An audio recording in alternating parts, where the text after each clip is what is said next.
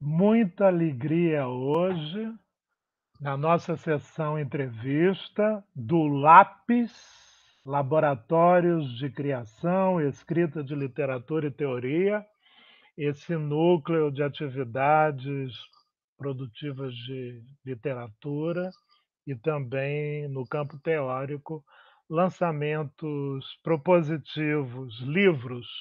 E é deste livro que a gente vai se ocupar hoje. O Som dos Anéis de Saturno, de Priscila Gontijo, editado pela Sete Letras no final de 2020, um ano que deu produções. A Priscila Gontijo tem um romance anterior, Peixe Cego, editado em 2016. Está no momento produzindo um romance, a conversa para daqui a pouco, nos nossos laboratórios, que tem a ver com o programa de pós-graduação em estudos comparados de literaturas de língua portuguesa. E, antes de tudo, um início de vida que continua, não é? No campo da dramaturgia. Uma peça recente de Priscila Gontijo, encenada em 2019, Deadline, não é isso? Foi encenado em São Paulo, na Oficina Três Rios, Espaço Oswaldo de Andrade, não é isso? Priscila, é muito bom a gente se reunir para falar do que gosta de fazer, com tantas realizações, não é? Muita emoção mesmo. O nosso take indispensável hoje. Então, a conversa, antes de tudo, vem da dramaturgia. E como é que surgiu o romance? Era ah, algo que surgiu no seu horizonte? Uma preparação? Veio de repente? Como é que foi? Fala de tudo, porque essa experiência veio de uma convivência com Antônio Espelho, né? No Sim, Centro de Pesquisa Teatral, CPT. E você exato. fala muito bem disso, gosta de falar. Então vamos lá. Boa noite, né? Agradecer, eu fico muito feliz de Pode fazer ser bom dia parte. também. Bom dia. Ah, é, porque é verdade, vai ficar no YouTube. Bom dia, boa tarde, boa noite. Enfim, feliz de participar do Laboratório de Criação, né? Muito orgulho de fazer parte aí de um grupo que está inovando a linha de pesquisa na USP. Então, fico muito feliz com isso, de ter esse laboratório no Brasil. Então, sim, tudo começou com teatro. Mas o livro, estava até tentando lembrar esses dias, porque, na verdade, o primeiro texto do livro, que foi onde eu encontrei a voz narrativa, é Águas Íberas, que abre o livro. O meu gato, ele participa, tá? Só para avisar, ele é idoso, então eu deixo. O primeiro texto do livro, ele surgiu há muito tempo atrás, muito tempo atrás. E eu não, eu acho que foi por causa de uma leitura que eu fiz. Ler me inspira muito. Estou sempre lendo alguma coisa. Eu acho que foi uma leitura de um texto que me inspirou. Alguma coisa. Acho que na época eu estava lendo Hilda Hilst, A Menina da Polenta. E aí eu encontrei essa voz, mas eu deixei. Eu deixei ela decantar. E não sabia o que fazer com ela, na verdade. E fui escrevendo meus textos dramáticos. E a vida passou. E aquela menina ficou lá. E numa oficina de criação, eu reli esse texto e as pessoas acharam muito interessante. Falaram, nossa, mas isso daí dá um romance. Sei lá, se você investir nessa voz, a importância desse compartilhamento, né, das oficinas literárias também é importante frisar. E aí eu investi. Logo depois eu entrei no mestrado, eu investi mesmo, comecei a desenvolver alguma coisa, mas não tinha nada assim muito definitivo. E aí, quando eu entrei no mestrado de criação literária com a Anita Costa Maluf, na PUC, né, com a orientação dela, a gente foi reelaborando para a dissertação, que era uma pesquisa nas diversas vozes, nas vozes dissonantes, na explosão, Tá. né, de Antes vozes. de você falar o romance, eu vou te lançar aí uma possibilidade de um papo a respeito.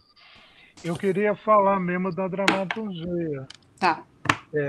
Como é que foi a tua chegada nesse universo? Ou se passava um pouco da escrita em livro, literatura? Fala disso, como é que foi se formando? Porque você Olha, já tem muitas peças, né? tenho. Então, eu sempre gostei de escrever, sempre escrevi, independentemente, antes de entrar no teatro, eu já tinha uma relação com a escrita muito forte. Mas eu sinto que eu organizei a minha escrita, eu elaborei mesmo para encenar alguma coisa, para né, compartilhar no CPT com Antunes. Realmente foi. Eu escrevia, mas aí eu acho que todo mundo de alguma maneira escreve em casa e tal. Quando eu era muito pequena, Mas nunca apresentou uma mas peça não, antes. mas nunca tinha apresentado nada, nem peça, nem tinha, né, publicado nada e tal. Eu, enfim, escrevi em casa, me correspondia com o Otto Lara, porque era amigo da minha mãe, falava das minhas coisas, mas, enfim, era uma coisa muito privada. E aí, quando eu fui para o CPT trabalhar com o Antunes, o Antunes trabalha muito com o método de criação dos atores, né? Os atores, eles são criadores. E eu estava numa época muito importante para o Prêt-à-Porter, estava no auge assim, do Prêt-à-Porter quando eu entrei em 2000. Não sei se no auge, mas estava um momento de muita ebulição ali dentro. E com uma galera muito Vo- boa, Só sabe? uma pergunta: você participou com algum texto apresentado aí no projeto Preta por Ter, que Eu não são peças estreiei. curtas, não é? Eu não estreiei, mas eu escrevi, mas aquele foi meu laboratório de criação. Tá. O Prêt-à-Porter foi meu E laboratório você de foi criação. atriz também, atuou Eu como estava atriz como no Preta atriz. por Ter? Eu estava como atriz. Em qual Preta por Ter você Não, eu não entrou? estreiei no Prêt-à-Porter. Eu fiz Médéia e Policarpo Quaresma. Eu não estreiei Sei. no Prêt-à-Porter na época. Não Eu estreou, mas escrevia. fez parte do Preta por Ter? Como atriz? Como atriz, a gente ficava, como atores, a gente ficava escrevendo, a gente tinha que escrever uma cena toda semana e apresentar para o Antunes. Era muito frenética a criação, muito frenética. Aham. É, e isso foi um laboratório para organizar a minha escrita, porque o Antunes ele fazia a gente ler muita coisa, ver muito filme, ler muita peça, tinha várias reuniões, tinha um grupo dostoievskianos no CPT, que já gostava de Dostoiévski, foi incrível. Ele também obrigava, né? Ele orientava muito assim para ler filosofia, porque na época a gente estava montando Medéia, eu estava no elenco de Medéia. E além da gente ensaiar a Medéia, então a gente ensaiava a Medéia, eu, né, quem estava ali no grupo Macunaíma ensaiava, e de dia alguns dias selecionados, a gente tinha que mostrar as cenas de prêt-à-porter. Então era muito incessante o trabalho ali, muito intenso, né? E criando as cenas de prêt-à-porter, o Antunes começou a comentar que gostava dos meus textos e tal, e eu comecei a ver que eu gostava de escrever, que eu me sentia muito à vontade naquele lugar. Eu já sabia que eu gostava, mas não teatro, né? E aí eu saí do CPT, depois eu voltei, mas aí, enfim, na cronologia é isso. Eu saí do CPT, na mesma época que a Gabriela Flores, o Donizete Mazonas, a gente se juntou com a Liana Mateus e com outras pessoas do CPT, todo mundo do CPT, ex-CPTET, e a gente fundou um grupo chamado Companhia da Mentira. E ali eu estreiei meu primeiro texto dramático, Qual? Soslaio. Então, foi uma Esse que foi continuidade. dirigido por Gabriela Flores? Gabriela Flores e Donizete Mazonas. O Antunes foi ver o Soslaio e amou e me chamou de volta para o CPT. Só que para o núcleo de dramaturgia. Aí eu entrei no núcleo de dramaturgia do CPT. Aí eu fiquei mais um tempo ali. E depois eu fui Uhum, fazer o Policarpo Quaresma, que ele me chamou como atriz.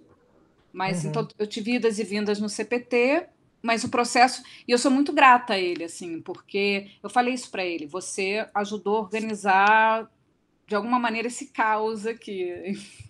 É. Porque é difícil organizar, né? Ainda mais na dramaturgia, que é tudo muito, né, específico, assim. Uhum.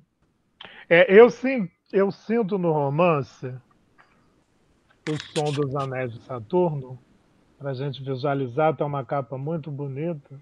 Depois você pode falar um pouco desse projeto Ah, sim. gráfico, né? É a presença da cena, o dialogismo, toda essa convivência foi importante para te lançar para narrativa, né, para essa escrita. Sim, total. O Antunes é muito bom, ele adapta muito bem obras literárias no teatro, né? Macunaíma, ele adaptou Graciliano, né? Eu acho que foi muito importante nesse sentido o convívio Guimarães ali. Rosa. Guimarães Rosa, ele é um. A gente lia muita coisa até para dar ideia. Será que a gente. Ele ficava me perguntando o que, que a gente. Nos últimos tempos, o que você acha legal adaptar? O que a gente vai adaptar, que obra literária. Então, ele tinha uma ligação muito forte com o romance, né? Tanto que tinha Uhum. esse grupo, os dostoievskianos. O É. Antunes, ele ensinava a criação de personagem tanto para o ator, pelo menos na época que eu estava, porque cada época ele era um, né? Ele era muito Uhum. camaleônico. A criação de personagem para o ator através dos personagens de Dostoiévski, porque os personagens são muito contraditórios. Isso foi muito importante para mim como autora. E Ele ele amava vem, Nelson, uhum. Nelson Ele vem Rodrigues. de uma geração, né, que conviveu bastante com a literatura do século XX, né? Sim, total. E essa discussão do romance era muito importante, né? Tanto que ele Muito. trabalhou no teatro com, né, obras, enfim, neste gênero e levou à cena. É. Eu pergunto a você, vou te lançar dois pontos. O romancear uma vida. E o que é romance para você? Qual a importância? Você chama esses dois livros de romance ou simplesmente narrativa? Você gosta de estar nesse lugar como romancista? É algo que você quer intensificar? Fala um pouco desse gênero. Eu Que gosto do é lugar, tão atual, né? Parece, né, claro, claro. ter sido deixado para lá, mas eu tenho outra ideia, enfim, Sim, tenho essa sim. inquietação de saber contigo. Eu gosto do lugar de romancista porque é o lugar que eu me sinto mais livre. Nesse sentido, eu acho que o que o Bakhtin fala, apesar dele ter falado isso há um tempo, eu acho perfeito que é um gênero plurilinguístico, né? Claro que tem vários embates sobre isso, porque o Sarrazak, que tem a ver até com o meu mestrado, e eu estudei com o Sarrazak, estudei, sim, fiz uma oficina com ele, mas foi muito intenso. O Bakhtin colocava o teatro como uma forma canônica que atrapalhava o teatro, e o Sarrazak discordava, achava que, O de alguma maneira, romance, né, para o Bakhtin, atrapalhava o teatro. não, o Bakhtin criticava, de uma certa maneira, o teatro, a dramaturgia, porque Sim, ele tinha um lugar canônico, e ele achava que o romance não, o romance era mais plurilinguístico, o romance bem a poderia visão dele. absorver mais linguagens. E tinha algo. Ele não usa essa palavra experimental, mas é como se tivesse mais abertura para outras linguagens. E tem, né? Agora, o Sarrazak discorda, tanto que ele vai fazer lá o Teatro dos Possíveis, e ele atualiza o termo polifônico para o monodrama polifônico, porque ele acha também, ele embate o Sarrazak dizendo que tanto que Vitor Hugo, que vários autores, de alguma maneira, também beberam muito no teatro e revolucionaram a arte do romance. Então, que essas duas artes dialogam, entendeu? Que dá para também tirar o teatro desse lugar canônico. Então, ele vai escrever vários livros para falar sobre isso. O Sarrazak cria esse diálogo, e o Sarrazak é um cara de teatro, com o Bakhtin, porque ele gostava muito de Bakhtin. Então, ele cria esse embate, né, dialógico com Bakhtin. Mas, de qualquer forma, eu acho que o romance tem esse lugar plurilinguístico, que, de alguma forma, ele absorve diversos gêneros e, e, ao mesmo tempo, você pode se perguntar que gênero é esse, porque também essa coisa do gênero, acho que a gente está numa época que a gente pode explodir um pouco, com essas fronteiras. Agora, é claro que há limites quando você escreve uma peça teatral, entendeu? É diálogo, É, né? Tem pessoas em cena, tem um lugar, pessoas vão é. assistir O naquele bacana é horário. isso, né? A chamada lei do gênero, de que falava Derrida. Sim. Você ir para aquele específico ali tirar a força, né. Exato. Deixa eu te perguntar uma coisa, você na gênese do livro O Som dos Anéis de Saturno, você trabalhou Nelson Rodrigues, Valsa número 6, Vestido de Noiva, isso tudo estava em pauta, não é? Tá. E você falou desse trânsito entre teatro e romance. Sim. O que que você acha dos romances de Nelson Rodrigues? Bom, eu adoro Nelson Rodrigues, né? Sou super suspeita, porque eu li muito Nelson, eu acho ele um gênio. Chovendo no molhado, mas enfim, hoje em dia é importante falar, porque ele continua estando muito polêmico, né? É tão louco, ele já morreu há tanto tempo, continuam batendo no Nelson. Interessante. Eu acho Valsa número. Quando eu li o Vestido de Noiva, na verdade, eu li o Valsa número 6 depois. Eu não gostei das montagens, muito difícil uma montagem boa número 6, então eu fiquei com bode da peça. Quando eu fui reler no mestrado, eu achei assim uma obra de uma radicalidade sensacional, uma das coisas mais radicais. Inclusive, é uma das obras que ele diz que ele mais gosta, né? Que ele foi É, mais radical mesmo. essa peça projetou a atriz Cláudia Gimenez, que fez a Ah, estreia é? no Rio bem Essa eu não vi. novinho. Essa eu não vi. Essa É uma montagem eu não vi, montagem não. carioca dos anos 80. Ela surgiu assim. O Abu, eu me lembro que ele não gostava muito do texto. Eu trabalhei muito tempo com a Bujanra também. A gente montou Sim. Nelson Rodrigues. A gente montou só inéditos do Nelson. O que é bom em segredo é melhor em público, o nome da peça.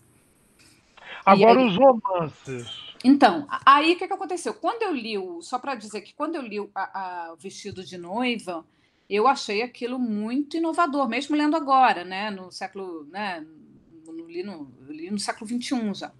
Mas aquilo me influenciou demais no teatro e nos romances. Quando eu fui ler O Homem Proibido, que faz parte do meu mestrado, eu vi que ele usava procedimentos dos romances no livro entendeu? Ele fazia um diálogo entre. E aí o meu mestrado, eu fiquei muito interessada em fazer essa dissertação de encontrar os procedimentos tanto dos romances quanto do teatro dele. Onde que se cruzam, né, esses procedimentos literários? E se cruzam demais, assim. Principalmente no Homem Proibido, que o Abu Janra montou nessa peça. O que é bom em segredo é melhor em público, tinham trechos do Homem Proibido.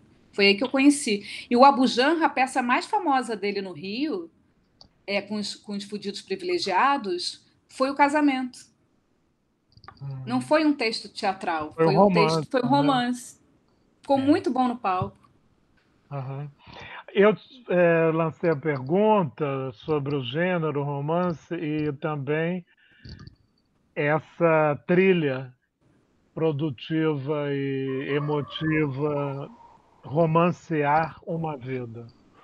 Sim. O que que significa isso para você? Porque surge forte no Som dos Anéis de Saturno. Eu sinto que é porque os anéis, quando surgiu essa voz, eu segui essa voz. Eu falei, cara, eu vou seguir essa voz, vamos ver no que vai dar. Eu não fiquei pensando muito assim se era romance, se não era, se aquilo poderia até Uhum. dar teatro quando eu comecei a escrever, não teria É. problema nenhum. Mas ela foi me levando para um lugar de prosa, uma prosa poética, mas mais de prosa. Aquilo não daria, eu não via aquilo no teatro. E até porque essa alternância de vozes no teatro ela é mais difícil. Não sei como eu faria, entendeu? No romance eu quis fazer isso, essa alternância de tempos, né? É mais difícil fazer isso no teatro. Fora que eu não sou uma pessoa que amo monólogos. Apesar de eu ter gostado de Valsa número 6, ter estudado Valsa número 6, eu não sou uma pessoa que amo peça. Eu gosto muito do diálogo no teatro. Tanto que o Nelson Rodrigues ele é o nosso grande dialoguista, né? Eu acho genial o que ele faz com a língua, né? E aí, Batuta, vai sair ou tá de calça? É uma música, né? Ele faz um samba ali com as palavras que é o que mais me desafia no teatro. E eu queria escrever no romance algo que tivesse uma narrativa com uma voz, porque é É, alternado, tem a mas questão da voz que surgiu, né, enfim, numa gênese de teatralidade ali que apareceu, né, sim, em consonância com ser.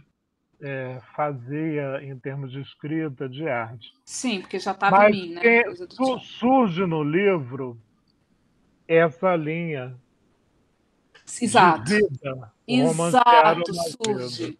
Surge essa linha de vida. Eu não sei te responder assim, como romancear É, uma vida. Eu fui indo, entendeu? Eu acho que talvez seja por aí mesmo, uma das eu acho que eu deixei me levar por de essa voz. O encontro com essa voz foi fundamental. A voz me guiou. Essa voz da uhum, menina me guiou. Claro que tinha, aí tem um procedimento bem formal da Pantera, que seria um outro tempo dessa mesma menina, ou não, mas a uhum, ideia é que tem uma fragmentação de tempo aí.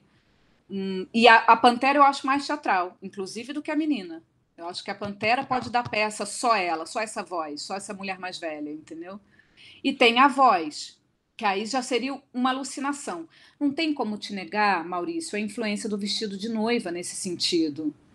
Porque ele trabalha com a memória, alucinação e realidade, né? Da Laide, né? Lembra? Tem um uhum. pouco esse jogo. Tem um pouco esse jogo de o estado de choque da personagem, entendeu? A performance. Eu te pergunto, como você apresenta o romance O Som dos Anéis de Saturno? É, como eu falo a sinopse, é a Como você história de quiser. uma menina de 7 anos, a loucura sob o ponto de vista de uma menina de 7 anos. Eu falo de uma forma bem simples porque eu não quero dar muitas pistas. Acho que o leitor tem que desbravar, sabe? E pode entrar e pode não entrar, é um risco, porque tem uma linguagem. A ideia era essa, escrita do delírio. Então, Uhum, né? Eu não tá. quero também dar um guia, sabe? Uhum. Acho que essa Esse visão da romance, menina já diz muito. uhum. Este romance, O Som dos Anéis de Saturno, veio de um projeto de mestrado.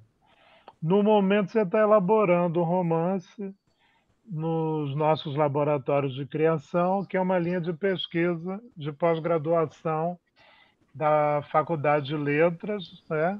Letras, FEFELESH e USP. O que significa para você essa escrita no espaço de laboratório de criação? O que Essa do está doutorado. passando para você, porque você foi procurar e tudo? Então, a gente se conheceu na qualificação, você falou coisas que foram muito importantes também no processo de Som dos Anéis de Saturno, e aí eu fiquei com aquilo na cabeça, e aí eu vi que tinha essa linha de criação literária da USP, e duas coisas eu acho muito importante,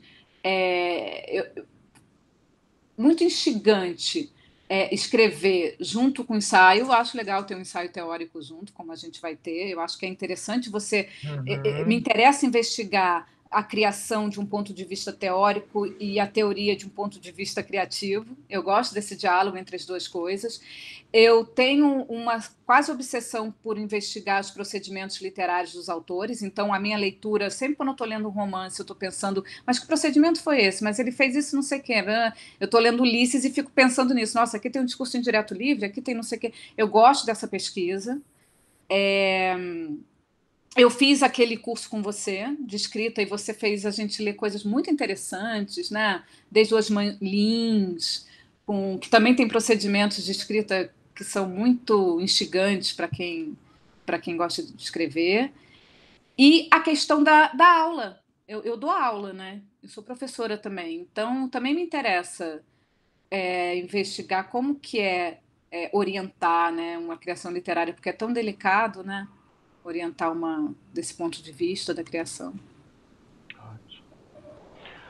Bom, a gente daqui a pouco pode voltar a dialogar, mas é importante que agora o grupo aí de pesquisa participe conversando com você. Até já então, viu? Até já, Maurício. Obrigada. Ótimo, e vamos ver quem entra aí para dialogar contigo.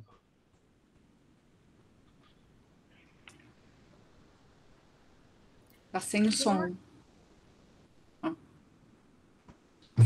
pergunta já para colocar para Priscila. Não sei se tem uma ordem. Pode começar, Ana. Então, o Pri, é inevitável, né? Lendo livro tão bonito, uma linguagem tão bonita, tão poética, puxar, né, para o meu lado, né? Relação entre vida e escrita, né?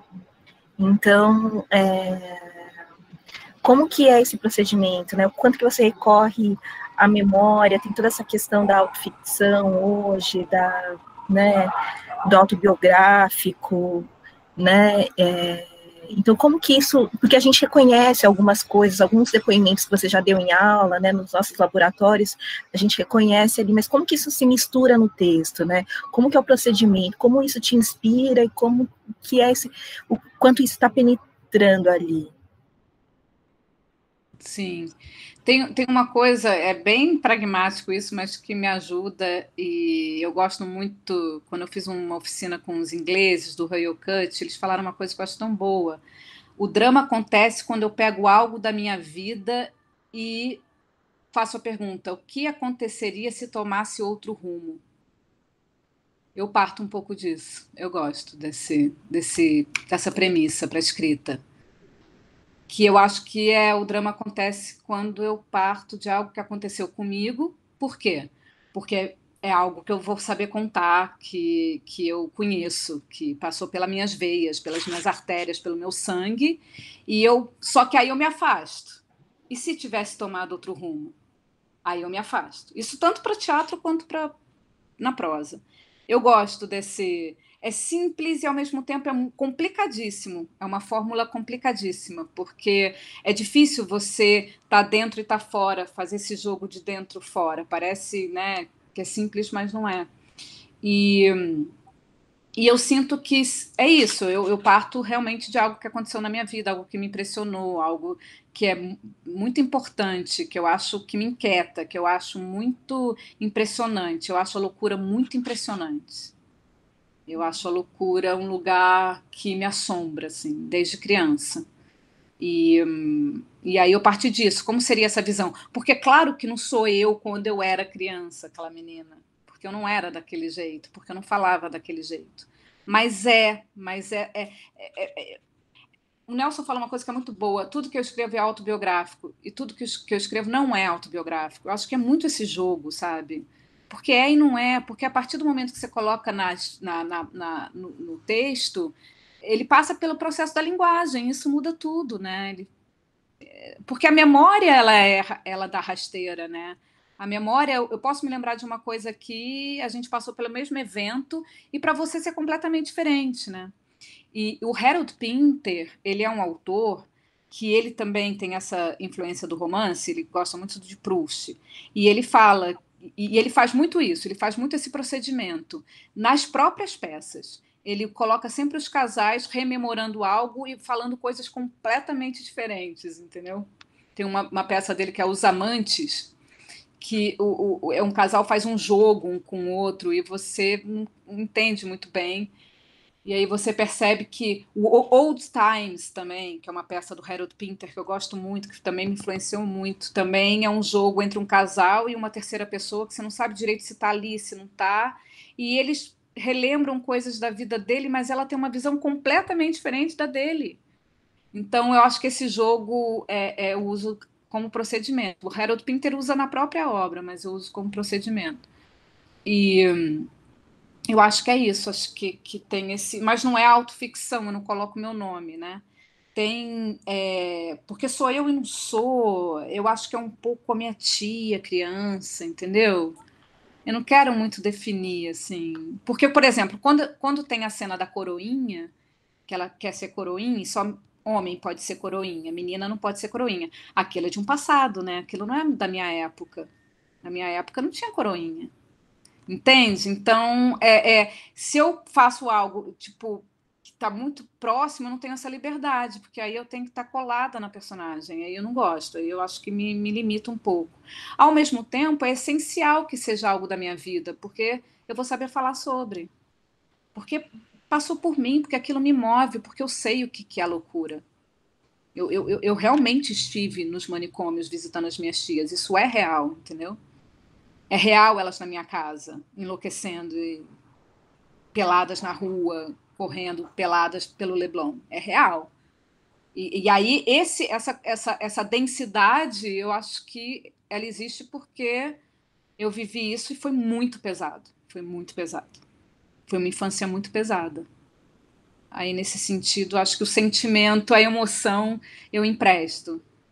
É um pouco como atriz. Eu acho que é um processo como atriz. Agora, outra coisa também bastante presente no livro é essa relação da loucura da mulher e também da mulher ser educada, né? Eu acho muito engraçado quando você coloca aqui no capítulo 10, a Pantera, começa assim, eu sei ser educada. Aí lá embaixo você coloca, né? Vou aprender a cozinhar risotos e tomar café expresso. Quem sabe eu consiga, com meu salário de secretária que atende telefonemas, comprar uma daquelas máquinas de café expresso modernas. É só trabalhar bastante e ser educada. Eu gostei muito dessa frase. É só trabalhar bastante e ser educada, né? E isso com relação à domesticação da mulher, né?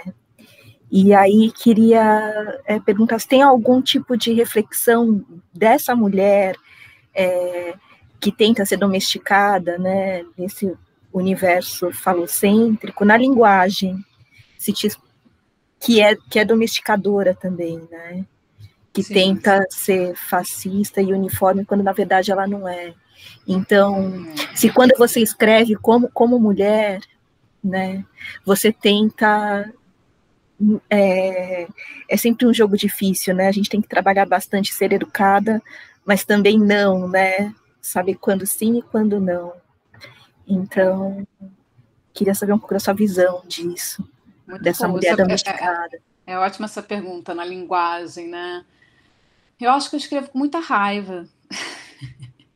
Eu acho que isso acaba indo para a forma, assim. E claro que no sentido da loucura, eu via essas tias sendo domesticadas, porque quando a minha tia enlouquecia, ela falava, eu tenho isso na menina, né? Ela falava muitos palavrões, ela perdia a censura, né?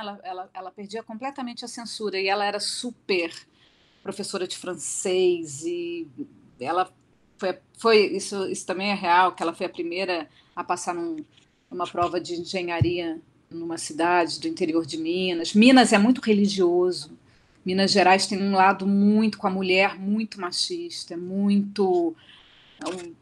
Por mais que eu tenha nascido no Rio de Janeiro, eu sinto que eu tenho essa coisa Minas Gerais em torno de mim que é muito pesado, é muito, sabe? Ao mesmo tempo eu adoro, porque são pessoas que gostam, que são introspectivas, gostam de leitura e tal. Mas tem esse lado carola, assim, na educação.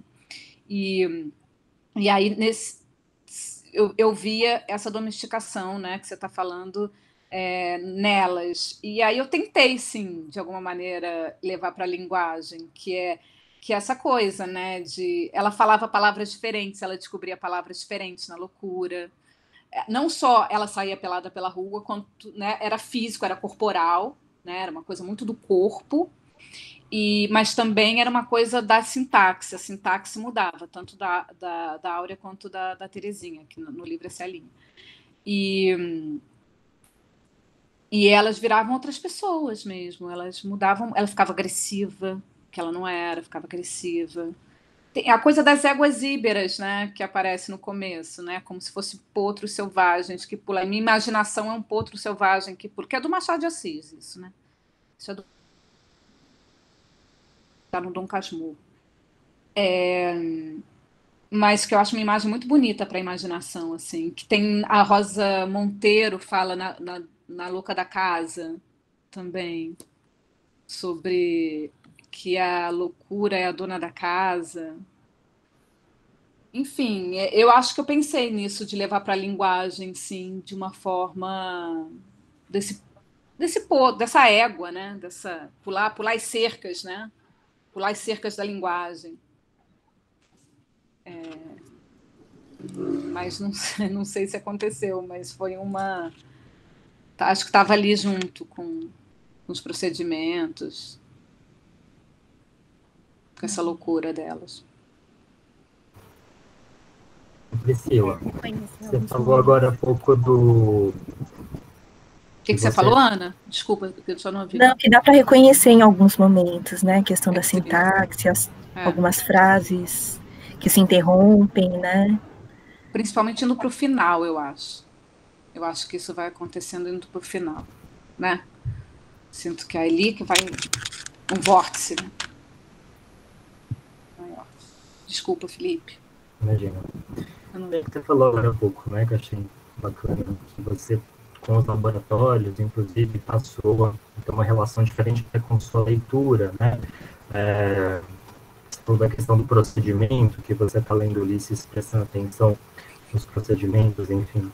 Eu queria saber como você, essa questão da linguagem, do procedimento, essa relação que você tem disso com o seu próprio processo de escrita, assim, se a cada obra você pensa em estabelecer algum novo movimento com a linguagem, enfim, como se dá isso no seu processo, assim, de escrita, a questão dos procedimentos? Eu penso muito em procedimentos. Procedimentos até me inspira a escrever. Eu gosto muito de pensar nos procedimentos. Acho que isso também me encanta no romance. Acho que o romance... Nossa, Ulisses é... O Maurício que está me fazendo ler Ulisses é incrível. Ele brinca com todos os procedimentos. É uma loucura. Muito... Realmente é um livro ímpar. Mas... Eu acho que o romance tem essa liberdade, assim, de você... Porque o romance cabe o poema, cabe o bilhete, cabe o diálogo, cabe a cena, cabe... sei lá, você pode dialogar com vários gêneros e ruídos da linguagem. Eu gosto muito disso. Agora, eu penso em procedimentos antes? Eu penso em tudo antes. Eu penso em tudo. Fico muito tempo pensando. Mas eu realmente me entrego quando eu sento para escrever. Porque senão eu não escrevo. Porque eu sou muito crítica. Não sai nada se eu ficar pensando enquanto eu escrevo. Tem uma imagem... O Schiller fala uma coisa que eu gosto muito, que me ajudou muito, que quando um escritor estava sofrendo bloqueio, ele virou para o menino e falou assim, é que você está colocando o aspecto crítico antes do aspecto lírico entrar. Isso já aconteceu muitas vezes comigo. Outra coisa também que eu li, não me lembro que autor, que fala que escrever é correr das pedras, que são os obstáculos. Então você está sempre correndo dessas pedras, e esses obstáculos são as críticas. Então eu tento pensar em tudo antes, tudo não, mas sei lá, algumas coisas, né? Alguns pontos, não tudo, mas eu não sou dessas que senta sabendo o final do livro. Eu não sou. Eu acho sem graça isso. Porque aí eu não vou me aventurar, já sei onde vai dar. Nem com peça eu faço isso. Muitos dramaturgos fazem isso com peça, eu não faço isso não. Não gosto muito disso não. Acho muito... então eu já sei onde vai dar. Não sei, eu não gosto de brincar esse jogo. Mas eu penso em algumas coisas, sim. Algumas coisas... Ou então assim, eu acho que eu vou brincar com esse procedimento. Agora, se eu sentar para escrever e ver que não rola, não vou forçar. Porque eu acho que o conceito, ele não pode ser um capote que você enfia na obra, sabe? Ele não é... Mesmo a polifonia, quando eu quis falar sobre a polifonia, eu tinha consciência que eu não podia pegar... vou enfiar a polifonia agora nesse autor que eu gosto. Não. Eu acho que o procedimento ele está a serviço da obra, do personagem, do que está acontecendo ali, né? E não o oposto. Então eu deixo... Priscila, você pode ler um trecho do romance? Eu? A sua escolha. Justo eu? Posso. Eu abri uma página qualquer. Não, mas acho que essa aqui não. Peraí. Eu abri a página que a Ellen falou. Eu não separei nada. Então vou ler. Vou ler esse.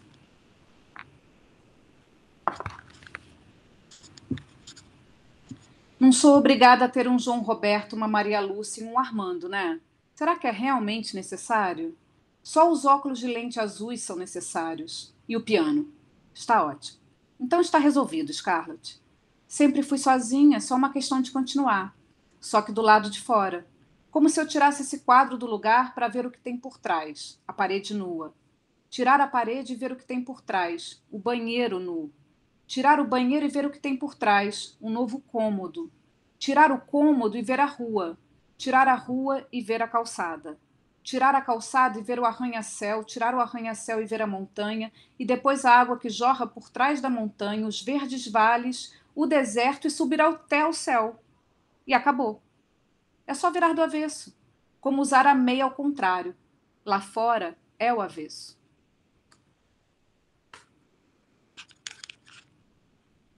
Terminei o 3.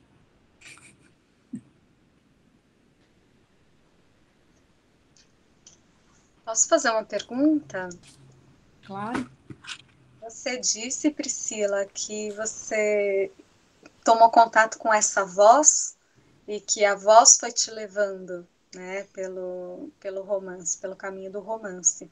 E aí eu queria saber se esse caminho começou naquilo que é, para nós leitores hoje, o começo do seu livro, ou se ele veio a partir de um outro lugar. Como é que foi isso? Foi exatamente isso. É o começo do livro. É o primeiro. E eu tinha um prólogo. Eu acho que o Maurício chegou a ler o prólogo. Eu acho que a versão que ele leu, porque mudou muito do mestrado depois. Eu reelaborei tudo. Depois do mestrado, eu dei uma boa reelaborada. Mas a voz veio do primeiro texto, que era isso. Ele é antigo, eu escrevi há muito tempo. Na época eu estava escrevendo para teatro, começando a escrever para teatro, ou seja, faz muito tempo. Sei lá, acho que faz mais de 20 anos esse primeiro texto. Mas eu não sabia o que fazer com ele. E aí eu fiz uma oficina de criação literária e nessa oficina eu li esse texto em voz alta, a Éguas Íberas. E eu senti que as pessoas ficaram assim, foi muito legal a recepção. Comentaram muito, assim, e eu resolvi investir nessa voz. E aí eu fui para o mestrado, e no mestrado a coisa veio vindo e tal, na dissertação e tal. Eu comecei um pouco antes, inclusive. Aí no mestrado apresentei para a Anitta, e aí eu tinha um material assim que foi se organizando. Mas tudo surgiu da voz dessa menina, da Éguas Íberas. Eu me deixei guiar por ela mesmo. E aí, a partir de então, foram idas e vindas, ou os textos Muitas. saem meio que na ordem, você desloca textos? Como foi isso? Nossa, eu desloquei muitos textos. Até o último momento eu desloquei textos. Sim, desloco textos. A menina veio. Eu escrevi várias histórias da menina. Aí veio a Pantera, ela mais velha. Aí eu juntei. Eu tinha outros textos que eu achava que tinha a ver. Eu escrevi outras coisas. Meu processo é um pouco caótico, assim, mas ele obedece ao mesmo tempo. É meio louco falar isso, mas ele tem um fluxo também. E, e é isso. Sim, eu desloquei vários textos, eu escrevi coisas na ordem, aí depois eu troquei a ordem. Eu tenho muita coisa que eu tirei. Só porque esse livro ele nasceu, na verdade, muito mais organizadinho. Ele era da infância, do desejo e da insânia. Então ele tinha 3 partes cronológicas. Olha que loucura. Da infância, ele ia para a insânia do mesmo jeito. Ele ia dar lá da mesma maneira, mas de qualquer forma tinha uma outra formatação. E aí eu tirei todo do desejo.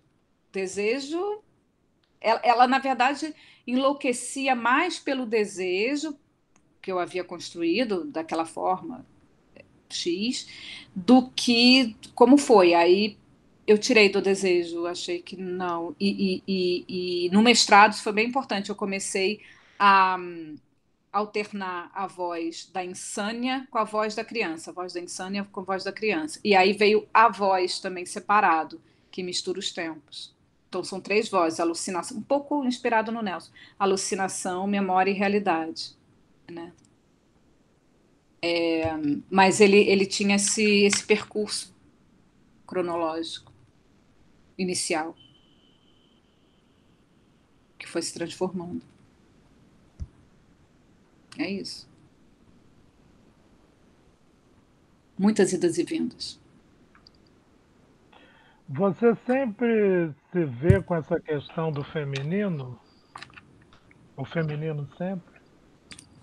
Como protagonista, você diz? Como a voz? Como tema, como impulso? Mas não acho que é o tema. Você acha que é o tema? Eu acho que é a loucura. Eu acho que eu me vejo. O que mais me pega é a loucura. É realmente a loucura, do meu ponto de vista, está um pouco ligado com a mulher, né? Mas no sentido do que eu vivi. Mas eu acho que a loucura vem antes de tudo, do gênero até. Para mim, assim, né? Porque, por exemplo, a vida dela, minha peça, quem enlouquecia é o menino. Também, entendeu? Tem o tema da loucura, mas quem enlouquece é um garoto, é um menino, não é a mulher.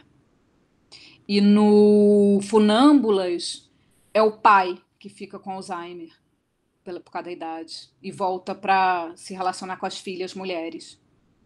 Então acho que varia. Mas Peixe Cego é uma menina, mas é outro tema. Mas essa questão de literatura e o feminino, literatura feminina, isso te toca especialmente? Fala um pouco.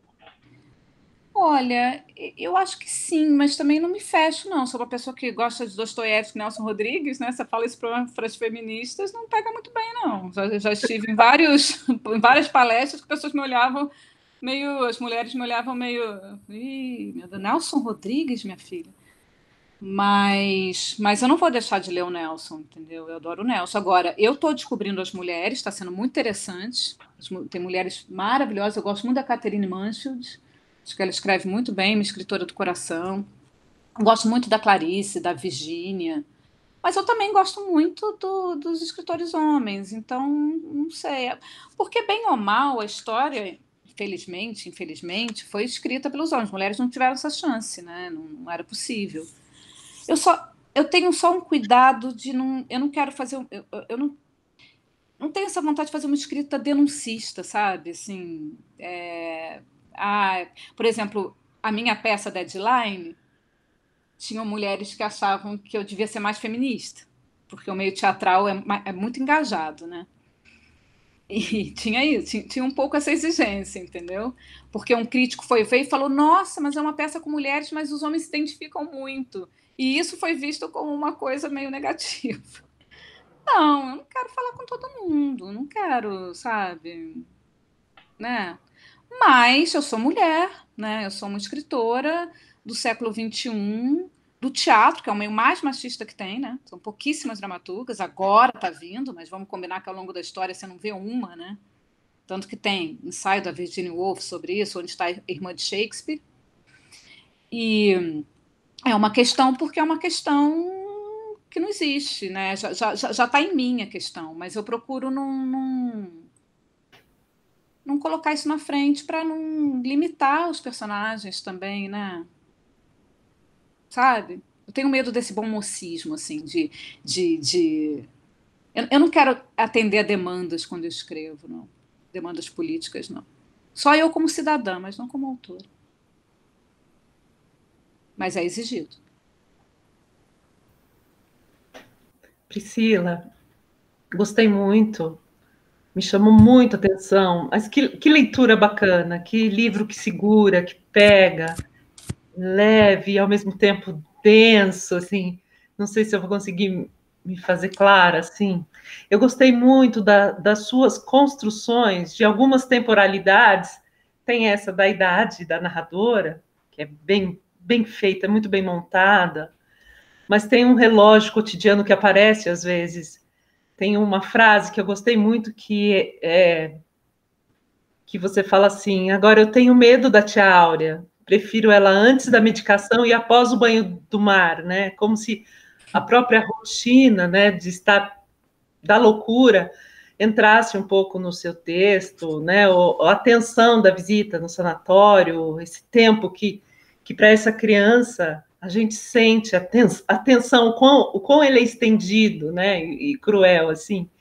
Então, eu gostei muito de perceber esse trabalho tão legal com as temporalidades, isso segura muito a gente. Ou até esse outro tempo, né? Parece que tem outra tensão em relação a virar mulher, né? Essa menarca que quando chegar pode ser que aconteça uma loucura, mas pode ser que também seja redentora e cure de uma asma, né? Então tem uma expectativa que é criada na gente também em relação a essas marcações. Isso me chamou muito a atenção, eu achei isso bem legal. Eu gostei muito, na sua construção, desses textos curtos, dos aforismos, das listas, que tem de montão, tem uma bricolagem, um patchwork de estilos curtos, que não compromete a narratividade, então fica bem bacana a gente estar com isso. E me lembrou, por exemplo, eu pesquiso Valêncio Xavier, que também bricola, tem muita lista. Me lembrou um pouquinho Chuck Palahniuk, que eu acho que tem um traço transgressor que eu gosto muito, assim, de uma figura que consegue facilmente, Nelson Rodrigues, né, pôr o que somos na nossa cara, de alguma forma. Isso me parece que ficou como um papel dos malditos, dos transgressores, e eu acho que seu texto, com alguma leveza, está familiarizada com alguns desses caras, né, que eu já li, que eu gosto também. E eu acho que essa questão da mulher, por mais que não pega, eu acho que se implica, né? Eu acho que a Ana falou um pouquinho disso, o Maurício, ela aparece assim, né? Você, a sua narradora, em algum momento, ela vai falar que ela é uma mulher do século XXI, quando ela era criança, ela quer ser uma mulher do futuro. Essa questão casadoira e opressora, tá assim, sabe? Essa narradora traz pra gente que já foi há muito tempo, né? E eu senti um limiar muito bonito da loucura com a potência, né? Não sei, tem um momento assim que eu vou ver uma frasezinha que eu gostei, né, da Pantera. Uma pantera não segura tamanha injustiça. Parece que existe um pedágio aí do que se fazer com isso, né? Então, eu consigo ler, mesmo que você negue assim a questão política, essa questão de uma cena que é tensa, é opressora, maltrata, é violenta, e existe lá um pedágio. Você vai se enquadrar ou você vai pirar, e me parece que aparece essa frase, né? Uma pantera não segura tamanha injustiça. Então, é para onde a gente vai.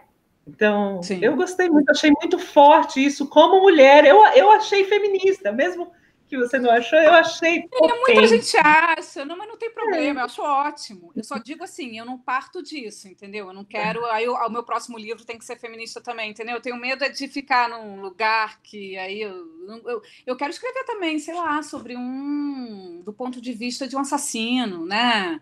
A escrita, essa liberdade da escrita que é muito gostosa, né? Eu quero uma mulher que mata um gato, entendeu? Eu posso escrever sobre uma mulher que enforca um gato. Eu não vou fazer isso na minha vida, mas a escrita é legal para me libertar, né, dos meus fantasmas também.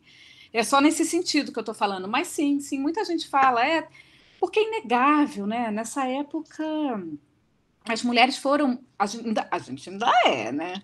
Mas era muito opressor, né? Então, ter convivido com isso de uma forma tão brutal faz com que fique. E é político, sim. Eu só não quero me engaiolar num lugar, só sim. Isso, só entende? Mas eu concordo, esse livro tem essa pegada, assim, porque tem. Não, e dá para perceber muito brutal, né? Que talvez a loucura seria o centro, mas talvez no nosso corpo, né? Eu estou lendo, eu sou uma leitora que mora no Brasil, de uma geração parecida com a dessa narradora, que tem uma questão sim. ancestral com as mulheres, que tem o que contar, me parece que vai ter uma identidade e isso vai gerar uma potência, uma voz, uma identificação. Eu gostei muito da construção do corpo também, essa questão de uma menarca, né, que chega, mas de uma narrativa que tem algo muito vívido em relação a algo que é uma mortandade, que seria a própria participação social. Então, isso que eu acho que higieniza sim. a loucura, higieniza e afasta a mulher, chama ela de louca, assim, né? No caso, assim, em qualquer outra instância, em outro assento, vai ter isso. Eu gostei muito dessa construção. vibrante, sim. Eu queria só te elogiar, eu achei muito legal, assim. Adorei, adorei. Obrigada, Ellen.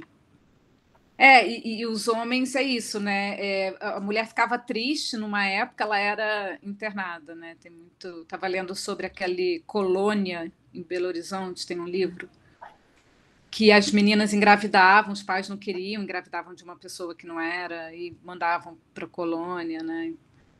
Então é muito brutal mesmo. Supressão. Acaba sendo político, não tem como. Queria só aqui corroborar com a Ellen, que eu vejo assim no livro essas questões, uma questão que é muito importante do feminino hoje, que é da domesticação da mulher, né? Assim, da loucura, mas personagens femininas ali que tem uma tentativa de normalizá-las, né? Colocá-las dentro da norma, de domesticar, né? E como isso é opressor, é agressivo, eu acho isso muito presente no livro. Muito Sim. Interessante, essa domesticação. E esse lugar que a mulher tem que ser frágil, né? Ela tem que ser... se inserir na norma, e elas ficam selvagens, né? Tanto a Terezinha, no caso a Celinha, quanto a Áurea, elas ficam selvagens. Tanto que a imagem inicial é Águas Íberas, né? Essa selvageria, esse instintivo que ele é também podado, né? Na cultura feminina, né? É isso, seja educada, senta de perna fechada, não fala alto, fala baixo, né? Tem muito essa coisa. Na nossa criação, acho que, né, da maioria das meninas, acho que teve, mesmo da minha geração, ainda tinha. E se isso porque é uma protagonista feminina, sem dúvida. Eu acho que eu vou saber contar melhor as agruras das mulheres, porque eu sou, mas isso não quer dizer também que eu não vai escrever, né, de um ponto de vista masculino no futuro, como eu escrevi a vida dela, apesar de ser a vida dela. Que é o título. Mas são questões aí. Você está no mute. A gente tem essa vantagem, né, e alguns homens também, de ser bissexual, no sentido que a gente pode transitar pelos mundos, né? Total. Acho que para o homem isso é mais difícil, porque de alguma forma, assim, se colocar como mulher, isso é muito ameaçador da masculinidade, né? A mulher, ela sabe se travestir, né? Ela sabe ser mulher, mas ela também pode colocar o uniforme e atuar de acordo com os padrões de uma sociedade patriarcalista, né? Então, acho que é legal que a gente pode brincar.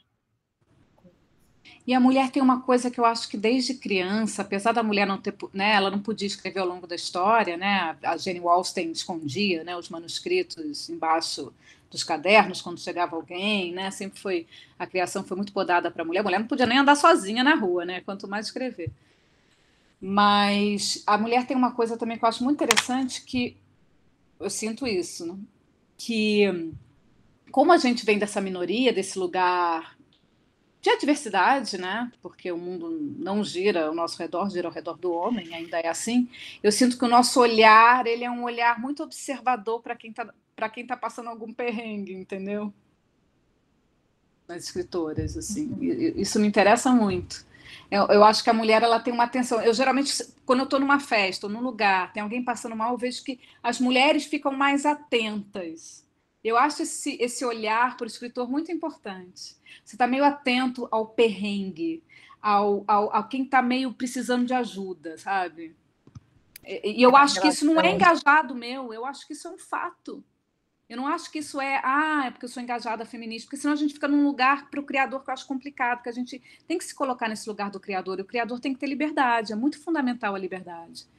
Mas é um fato isso, que a mulher tem um olhar mais generoso, porque ela precisa ter para sobreviver. É uma questão de sobrevivência. Com quem ela vai deixar o filho quando sair para... Claro que aí eu também estou colocando as mulheres...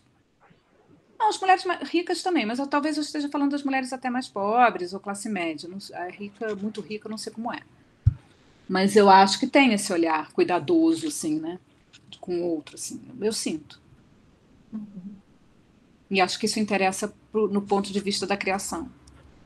Agora, há escritores geniais, generosos e maravilhosos ao longo da história. Tanto que eu fiz mestrado nele. Que escrevem como mulher, né? Exato. A Marguerite falava isso, assim. Só se escreve como mulher. Bonito. Ela é maravilhosa.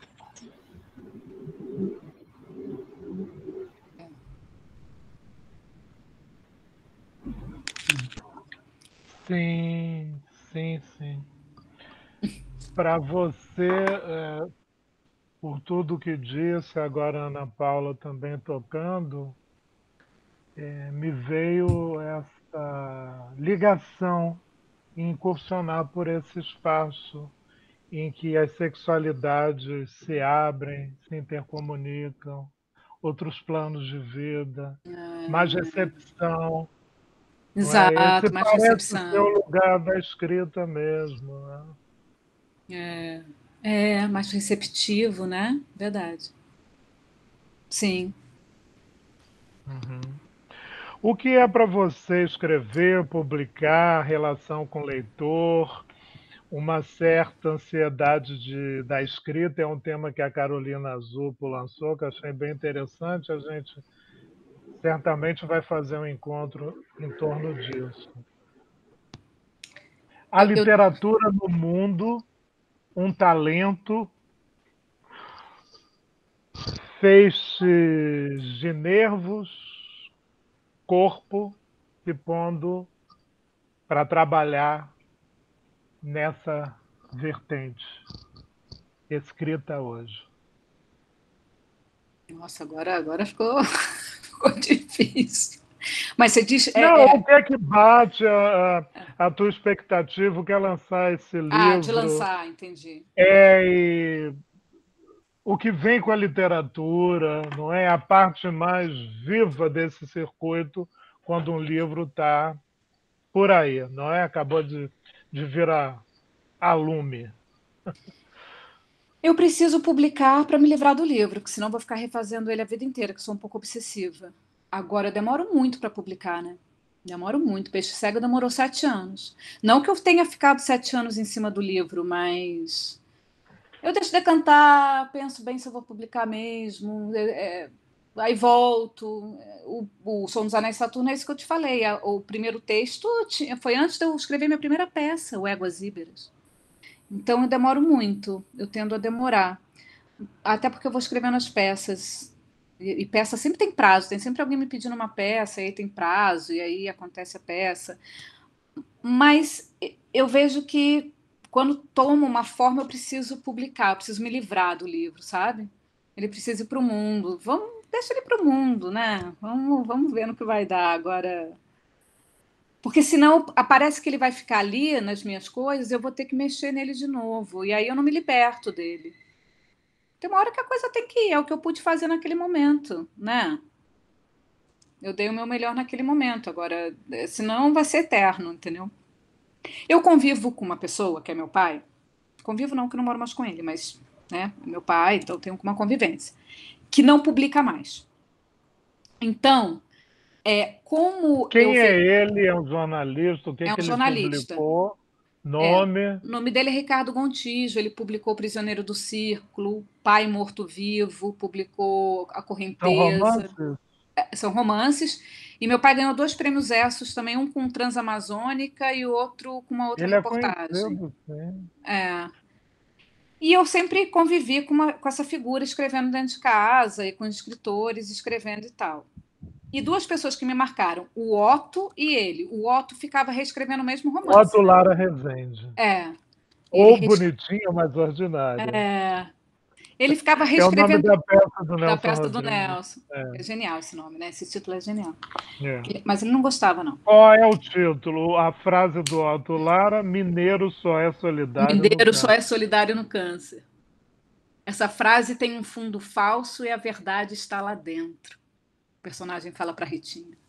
Aí vem o silogismo que a Flora Susequinde, né? Criou todo um conceito em cima do fundo falso das frases. Nelson Rodrigues. Genial esse ensaio dela.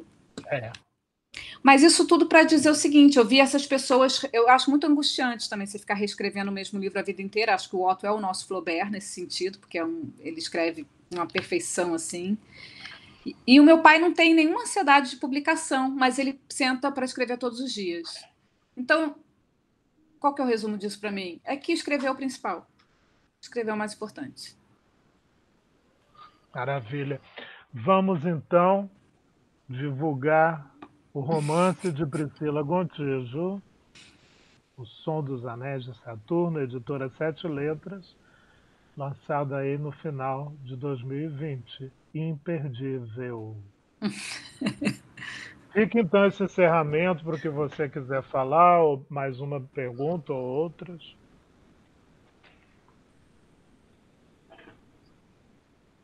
Não, eu só tenho a agradecer a vocês, foram perguntas maravilhosas. Obrigada, obrigada, Maurício, pela generosidade, pelo laboratório de criação, por esse grupo, nosso grupo, né? Muito Eu tenho que forte, né? agradecer muito o encontro com esse grupo incrível. Me dá muita felicidade. Nós juntos é que fazemos, não é? Sim. Um beijo, muita sorte, muita escrita a todos que nos ouvem também, nos veem, e até os próximos encontros. Lápis, Laboratórios de Criação, Escrita de Literatura e Teoria. Acessem, por favor.